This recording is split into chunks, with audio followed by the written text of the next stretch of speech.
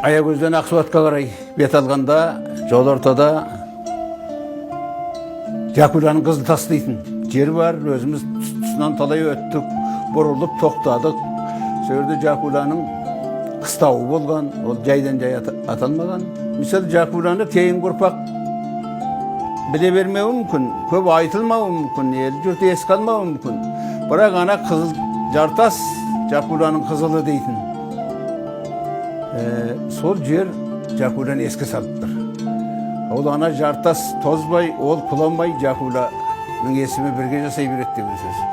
Сол қызыл таста Жакуляның ona әкесі күшіктің әулеттері өсіп өнген, және жай бір шаңырақ емес, осы әулеттен көп күрескерлер, көп ұлттың зиялы азаматтары өсіп шыққан.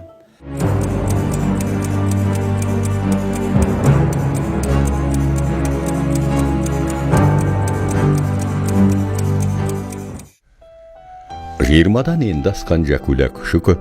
Омбының фельдшерлік мектебін бітіргенде кеудесі арманға толы болатын. Дәрігерлік емнің қыр-сырынан бөлек жер жаһанның өркениетін аңдаған жігіт Тарбағатайдың түбіндегі туған жеріне баруды асыға күтті. Қызылша, сүзек, оба сияқты аурулардан бас көтере алмай жатқан еліне емхана мен мектеп ашсам деген ой елге қайтар күн жақындаған сайын көкейінен кетпеді. Бірақ мектеп бітіру кеші күні Омбыдағы генерал-губернатор Колпаковский Жакуляның ол арманының піл талқанын шығарды. Герасим Колпаковский патшалық Ресейдің орталық Азияны, әсіресе Қазақ даласын отарлауына қызмет еткен тұлға. 1882 жылдан бастап тұңғыш дала генерал-губернаторы болған. Бұлар дәрігер болған кезде, ол кездегі дәрігерлердің менде мына құжаттарында қандай сабақтарды оқыған туралы құжат бар. Хирургия деген ауруларды, терапия дейді, барлық аурулардың түрін қалай емдеу керек солардың бәрін оқыған. Ал енді бізге жеткен мәліметтер бойынша бұлар сол кезде адамның ішін жарып, соқыр ішегін алған деген дәлелдер бар. Омбы дәрігерлік мектебін 1885 жылы бітірген 19 түлектің 4-і қазақ болатын. Колпаковский олардың 4-інде туған ауылдарына емес, кезінде өзі әскери губернатор болған Жетісу облысына жібереді.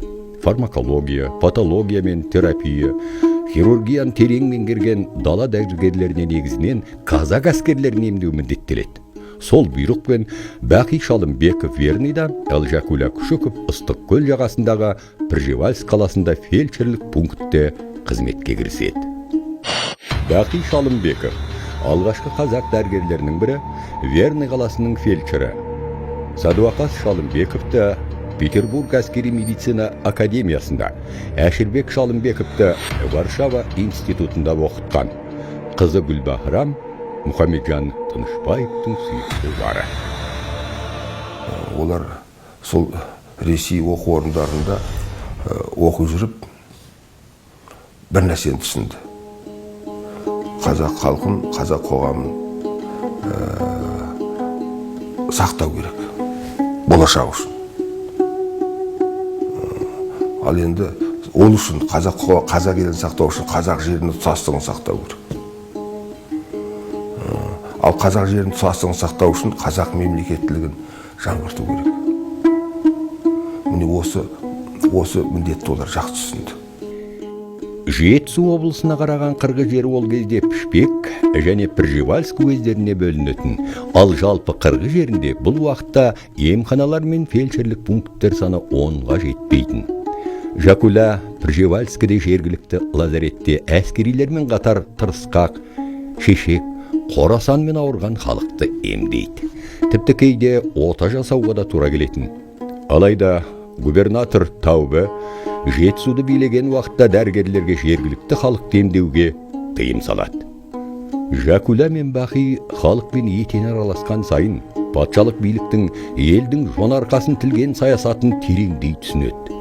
Бірі Верныйда, бірі Пржевальскіде уез басқармасында жауапты хатшы бола жүріп, ағартушылық бағыттағы үйірмелер ашуды қолға алады. Жакуля інісі Әбілмәжінді, Бақи Әшірбекті Верный гимназиясына оқуға береді. Барлыбек Сыртанов, Мұхамеджан Тынышбаев бітірген гимназия ол кезде Жетісудағы ең атақты оқу орны еді. Әбілмәжін мен Әшірбек бұнда Садық Аманжолов, Ораз Жандосов сияқты қайраткерлермен тұстас оқиды. Жакуля Күшіков тек қана Қазақстанның саяси өмірін емес, Қырғызстанды саяси өмірін жақсы білген. Оның байқағаны қазақ қоғамы, қырғыз қоғамдары осы отарлық езгі жағдайында өмір сүріп жатыр. 1909 жылдың күзінде Жакуля Пржевальскіден туған жері Тарбағатай өңіріне қайтуға бел буады. Оян қазақ пен 40 мысал, Абайдың тұңғыш жинағы сол жылы көз ашық көкірек ояу, аз ғана қазақ оқығандарын ойландырып тастаған. Қазағым енді жату жарамасты деген сөз ұлт азаттық күреске ашық үндеу еді. Верный гимназиясының директорына осы күзде Семей облысына ауысуыма байланысты бауырым 7-ші сынып оқушысы Әбілмәжін Күшіковке Семей гимназиясында оқуын жалғастыру үшін тиісті куәлік беруіңізді сұраймын. Отставкадағы губерндік хатшы Жакуля Күшіков 15 маусым 1909 жыл.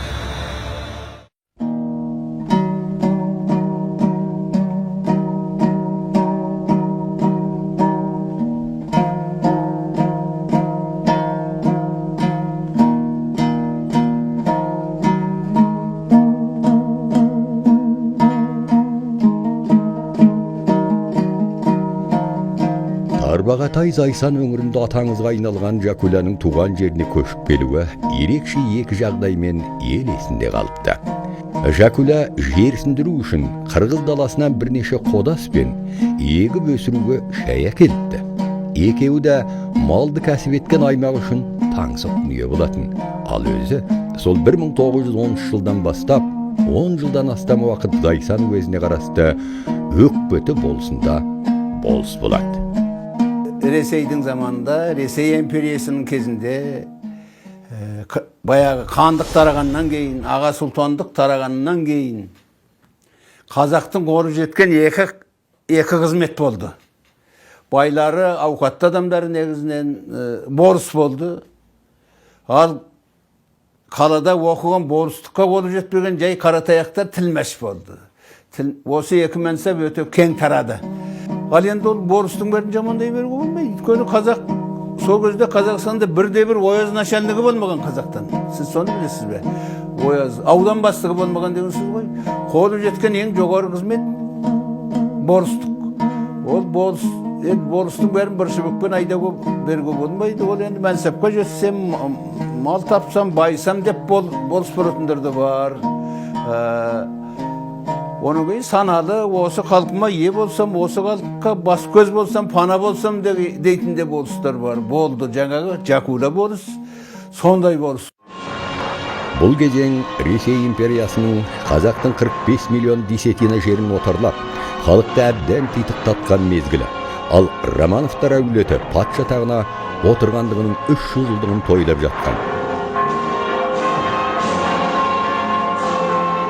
Дәл сол қарсаңда 1912-13 жылы Айқап журналында қазақ халқын өз алдына ел етсек деген қазақ зиялыларының бас қосу турасында деген пікір таласы басталады. Оған Әлихан Бөкейханов, Ахмет Байтұрсынов, Мұхамеджан Серайлин, Жаханша Сейдайын, Райымжан Мәрсеков сияқты зиялылар қатысып, пікір талас қазақ газетінде де жалғасады. Дәл сол уақытта Өкпөті болысы Жакуля елді болашақта қазақтың өз партиясына бірігуге, жеке мемлекет болуға үндегені үшін қуғынға ұшырайды. Омбы сот палатасының прокурорына, Омбы жандарм басқармасына 19 ақпан күні Жакуля Күшіковті 130 баптың 1 бөлімінің 1 тармағы бойынша айыптаған жазбаша тергеу ісі түсті. Ротмистр Прудентовке жеткен мәлімет бойынша Зайсан уезіне қарасты Өкпөтінің болысы Жакуля Күшіков қазақ халқын бірігуге, Ресей мен Қытайдың арасында соғыс басталған жағдайда бүкіл әділетсіз орыс басшыларын қуып шығып, өз үкіметін құралатын партия маңына топтасуға үндеді. Бұл оқиға әділет министрінің де назарына қойылды. Семей округтік сотының прокуроры 13 наурыз 1913 жыл. Бұл арада бұл жайдан жай әдіне тағылған айып емес. Бұның негізі бар. Жакуля Күшіковтің соңын қарағанда саяси бақылауда болғандығын байқаймыз. яғни 13 жылы оның саяси тұлғаға айналғандығын байқаймыз. Осы оқиғадан соң жандармерия Жакуляны Зайсан, Семей, Омбы арасында әрді бері тергеуге салып тек желтоқсан айында ғана Семейден босатып шығарады. Әйтпесе оны айыптаған 130-шы мемлекеттік төңкеріске үндеу бабы бойынша ол өмір бойы ит жеккенге жер аударылатын еді.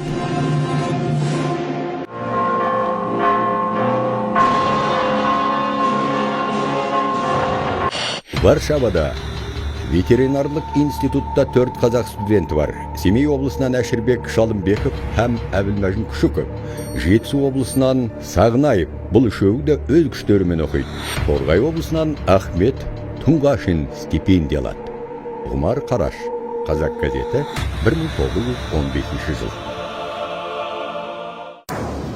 Жакуляның інісі Әбілмәжін Күшіков 1917 жылдың ақпанында Варшава институтын бітірген уақытта дүниенің астан кестен шыққан мезгіл еді. Ресей патшасы 2-ші Николай тақтан түсіп, Әлихан Бөкейхан бастаған қазақ зиялылары Алаш партиясы мен Алашорда үкіметін құрып жатқан. Бірақ 2 жылдан астам уақыт Алаш автономиясы жолындағы күрес ұлт көсемдерін халықты қанды қырғынға ұшыратпай, қазақ кеңестік автономиясын құруға келісім беруге мәжбүрлеген.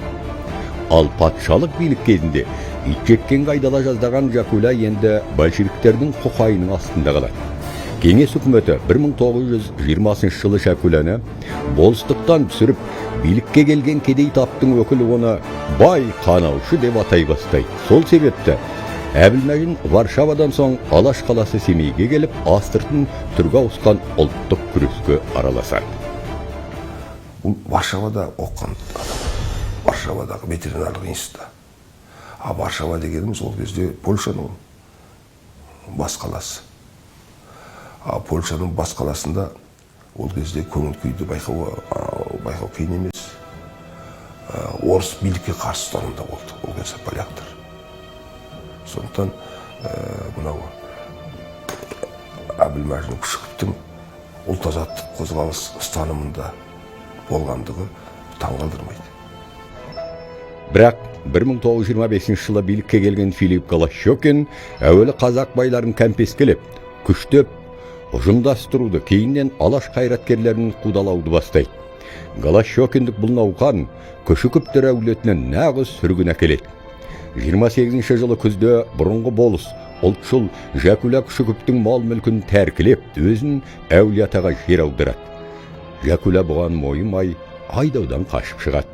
Семейдің мұғалімдер семинариясында оқитын ұлы Мерғазын алуға барғанда досы Ережеп Итбаевқа жолығады. Жакуля Ережеппен кеңес өкіметіне қарсы көтеріліс ұйымдастыру туралы ақылдасады. Сөйтіп 1930 жылы Шұбартау, Шыңғыстау өңірлеріндегі көтерілістерге жалғасқан Алақ көтерілісіне атсалысады. Алақ көтерілісі аңыз демес, дақпырт демес.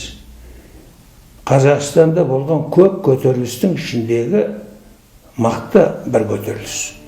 Көтеріліс болғанда дағы отырышыларға, солақай саясатқа, Голощекин сияқты Сталиннің әлгі дөрекі социализмін зорлық сатшыл социализмге айландырған кейбір кертартпа басшылардың қылығына қарсы көтерілген халықтың қозғалысы.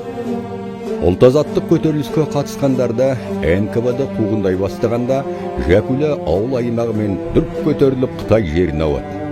Жакуля мен тағдырлас күрескерлер шекараның арғы бетіне ұлт азаттық күресі мен ғылым білімнің шам шырағын қоса ұстай барған еді. Бірақ оның ұлы Мерғазы шекарада қолға түсіп көтерілісші ретінде оны Семей түрмесінде ату жазасына кеседі. Мисал Жакуля 30 жылдар Шәуешекке қарай ауып кетпесе, не болар еді бұл жерде? Оның да басына жаңағы қалық жау деген айдар тауып, қалпақ кигізіп, ат бастаған болар еді, мен оған күмәнданбаймын. Ал жаңағы немеренісі Әбілмәжінді тура соның кебін киген алдыменен ұстап, мына Қарлаққа Қарағанды лагеріне айдаған, онан кейін ол аз болғандай табысты болып 37 жылы қайтадан ұстап, қалық жау ретінде ат бастаған. Демек бұл әулет жалпы ұлттың азаттығы үшін, халықтың азаттығы үшін ерте оянған, ерте күрескен, атқа қонған, сол үшін басын берген әулет.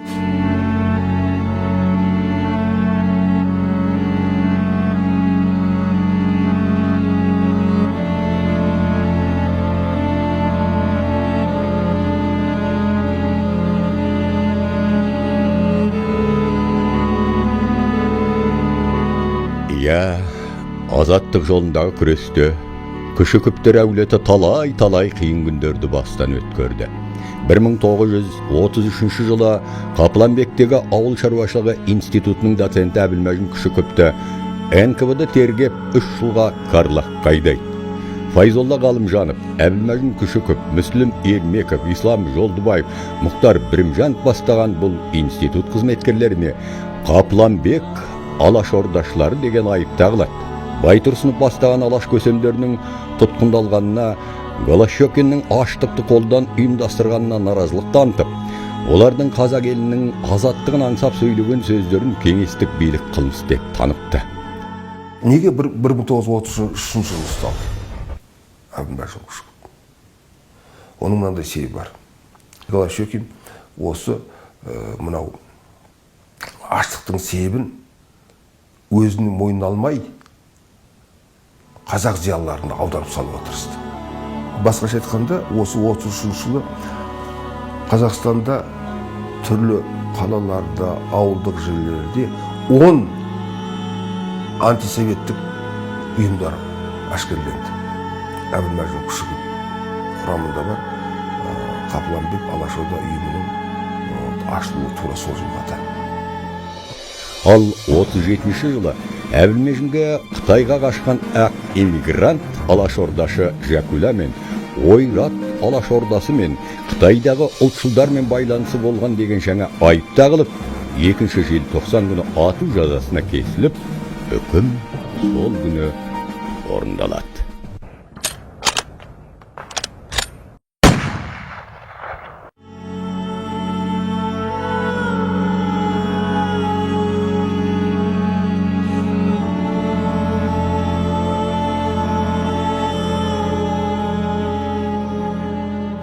Алаш мемлекетін құртып, алаш арыстарын қырып, атып, шауып, жермен жексенесіп жатқанда, біраз азаматтар осы рухтың сәулесін, осы рухтың тұқымын алып, қазақ шекарасының сыртына кетті.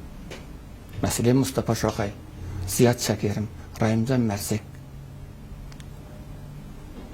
Құрманғажы Мырзасадық. Жакуля да соның біреуі болады. 1930 жылдары Қытай жерінде алаш қозғалысы өзінше қимылға көшкен еді. Жакуля сол жылдары Шәуешекке жеткен, ал онда бірер жылда Дұңған көтерілісі басталады. Жакуля кәсіби дәрігер ретінде жараланған көтерілісшілерге жәрдем береді. Сол күндері оның даңқы лезде Шәуешекке тарайды. Жасы 70-ке келген Жакуляның ендігі бар үміті екі ұлы Мағауия мен Әнуарды оқытып жеткізу болатын. Бірақ көшеде оқ тиіп, қансырап жатқан бір Дұңғанның жарасын таңып жатқанда, көтерілісті басып жаншушылардың оғы өзіне де тиіп, Жакуля сол жерде қаза табады.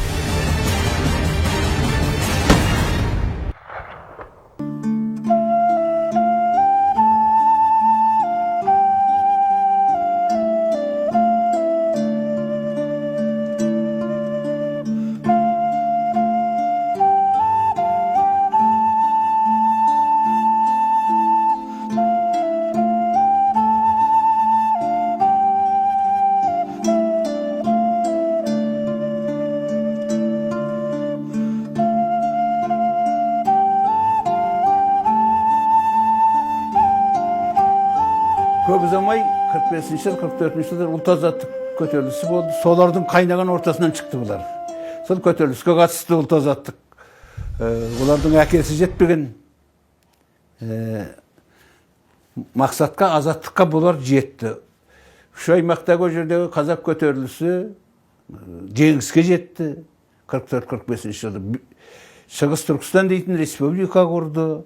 Шығыс Түркістан үкіметі 3 аймақ уақытты үкімет болып құрылып, ары қарай басшылары самолеттен құлап, опат болып, сосын ұлттық автономия деңгейіндегі талаппен Қытай Халық Республикасының құрамындағы автономия облыс болып құрылатын сәттерде Мағауияда, Әнуарда Тарбағатай аймағының, Іле аймағының уәлиі болып тағайындалды. Бұл үш аймаққа үш-ақ уәли болатын басшылық деңгейі еді. Соның екеуі Жәкуланың екі ұлына бұйырды.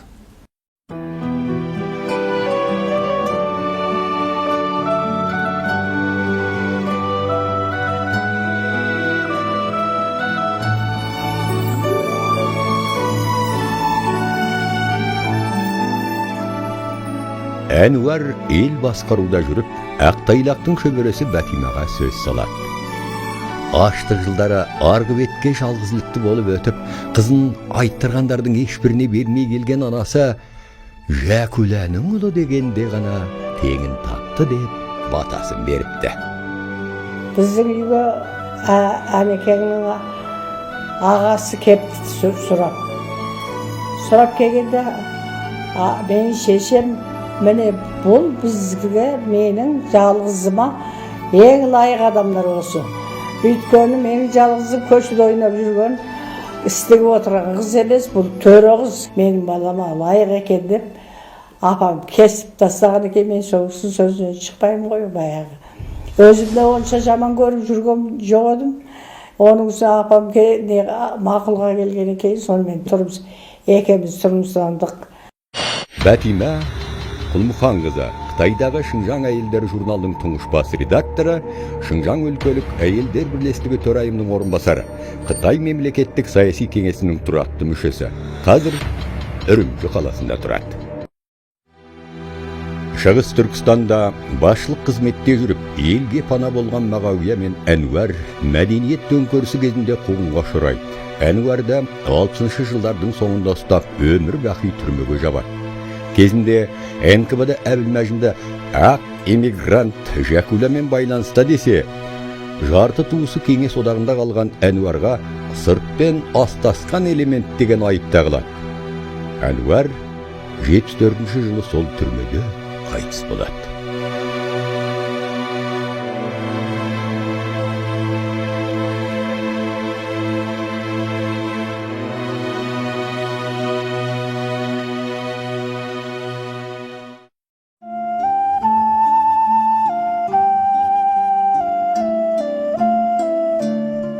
Бәтима көңіл айтуға келген, Күлән екеумізге шағынып, ұзақ жылады.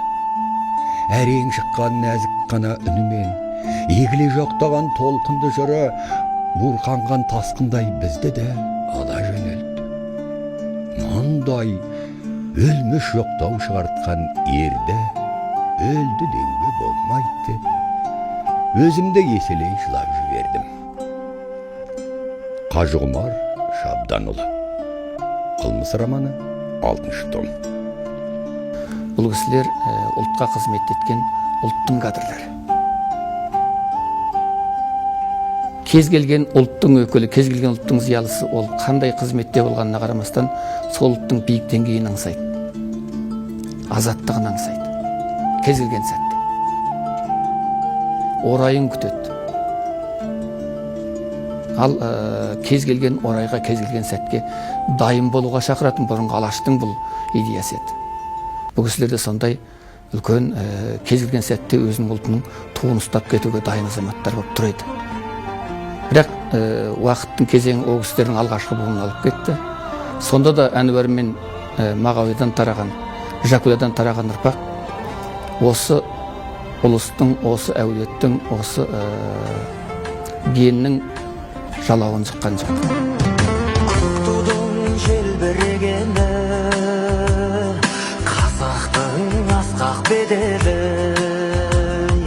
махаббат қайрат егеулі, шымаралатқан денені. Көктудың желбірегені, жаныма қуат береді, таласқа түссе жан мен ту, жан емес маған керегі. Көктудың желбірегені.